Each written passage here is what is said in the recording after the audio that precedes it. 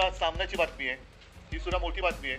गेल्या 80 वर्षापासून दादर रेल्वे स्टेशनच्या इथे असलेलं हमालांनी बांधलेलं, जो हमाल कष्ट करतो त्या हमालांनी बांधलेलं मंदिर गणपतीचं आणि हनुमानाचं हे भाजप सरकारने त्याला नोटीस पाठवली। ती नोटीस माझ्याकडे आहे की तुम्ही रेल्वेच्या जागेवरती अतिक्रमण केले 80 वर्षापूर्वीचं मंदिर हे पाडायला निघाले।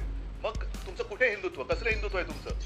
आम्हाला तुम्ही जेव्हा प्रश्न विचारता तुम्ही हिंदुत्व सोडलं का, मग तुम्ही काय सोडलेलं आहे आता? ना तुम्ही आमच्या इथली मंदिरं वाचू शकत की तुमच्याच राजवटीमध्ये रेल्वे प्रशासन पाडतंय, सरकार आणि राज्य सरकार ढिंप आहे।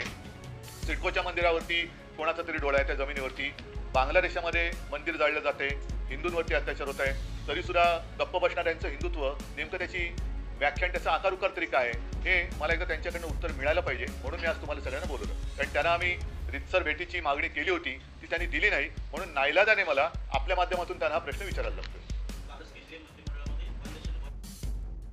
पहिल्यांदा आणि मग नेशन मिशन इलेक्शन आहे ते त्यांना फक्त इलेक्शन पुरतंच त्यांचं हिंदुत्व बाकी आहे का? हिंदू त्यांना फक्त म्हणजे नुसती मत नाहीये, हिंदूंना भावना आहेत। त्याच्यामुळे वन नेशन इलेक्शन वगैरे ज्या काही गोष्टी आहेत ह्यांचं हिंदुत्व हे फक्त इलेक्शन पुरतंच मर्यादित आहे का? हा सुद्धा प्रश्न आहे की हिंदू राहिले फक्त मतांपुरते, एवढंच त्यांचं हिंदुत्व आहे का? तर त्याच्यावरती त्यांनी बोललं पाहिजे।